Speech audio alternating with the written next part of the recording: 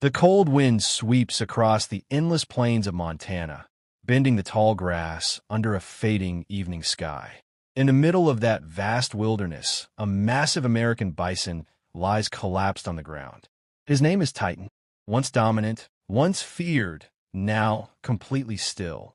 His enormous body, weighing nearly a ton, rests heavily against the frozen earth. His sides rise and fall slowly, each breath labored and uneven. His legs twitch occasionally, but they can no longer lift him. The ground beneath him is unforgiving, pulling away his remaining strength with every passing minute. There is no herd around him anymore. No protection, no movement, just silence. In the wild, falling like this usually means one thing: there is no coming back.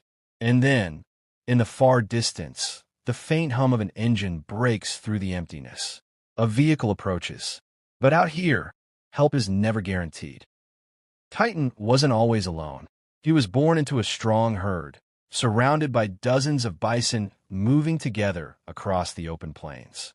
From the very beginning, he stood out, larger, heavier, more aggressive than the others. As he grew, his dominance became clear. During mating seasons, he fought off rivals, charging with raw force and unwavering confidence. His thick skull absorbed impact after impact, and each victory made him stronger, more respected within the herd. For years, Titan led. He crossed rivers, endured brutal winters, and survived predators.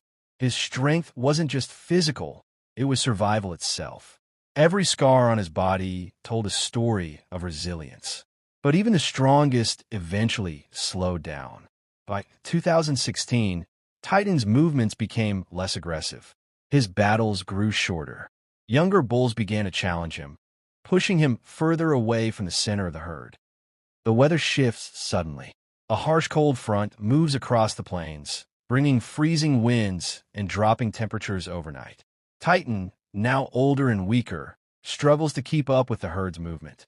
At some point during the night, he falls. When wildlife trackers monitoring the reserve check their field cameras, they notice something unusual. Titan hasn't moved for hours. His GPS tag confirms it. He's been in the same position for too long. A field team is dispatched immediately. When they arrive, the situation is clear. Titan is down and unable to rise. His massive body weight has become his biggest threat. If he remains like this, his organs could begin to fail under pressure. The decision is made quickly. This is no longer just observation. This is a rescue mission. The rescue team prepares with urgency. Saving a collapsed bison is not simple. Unlike domestic animals, Titan is unpredictable, powerful, even in a weakened state. Specialists are called in: wildlife veterinarians, heavy lift operators, and conservation officers. Equipment is assembled: tranquilizer darts, reinforced harness systems, portable cranes designed for large animal recovery. The biggest challenge isn't just lifting him, it's doing it without causing fatal stress. Bison are highly sensitive to pressure and panic. One wrong move could push Titan into shock. Meanwhile, out in the field, two rangers stay with him. They monitor his breathing, his eye movement, any sign of awareness. The cold continues to work against him. Time is slipping. The full team arrives. The operation begins immediately. Titan is partially conscious, his massive head slightly lifting before dropping again. A tranquilizer is carefully administered, just enough to keep him calm, but not enough to shut down his already weakened system. Heavy straps are maneuvered beneath his body using long poles. Every movement is slow, calculated. The team communicates constantly, adjusting angles, checking responses. The portable crane is positioned. The cables tighten. The weight of nearly 2,000 pounds is about to shift. The sky grows darker. Winds pick up. The window for success is narrowing. The lift begins.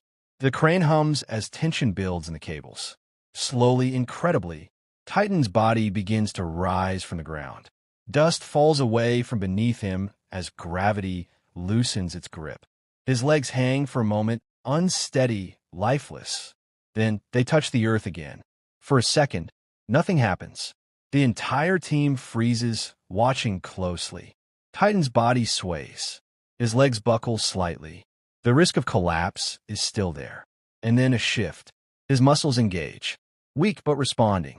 He adjusts his stance, pushing against the ground. His head lifts higher this time. His chest expands with a deeper breath. And against every expectation, Titan stands. Not strong, not dominant, but standing, alive. Weeks later, the plains look unchanged, but Titan's story has taken a different path.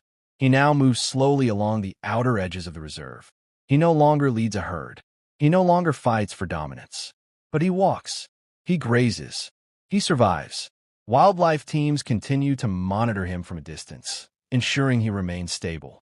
Every step he takes is a quiet victory. Out here, survival is never guaranteed. Weakness is often the end.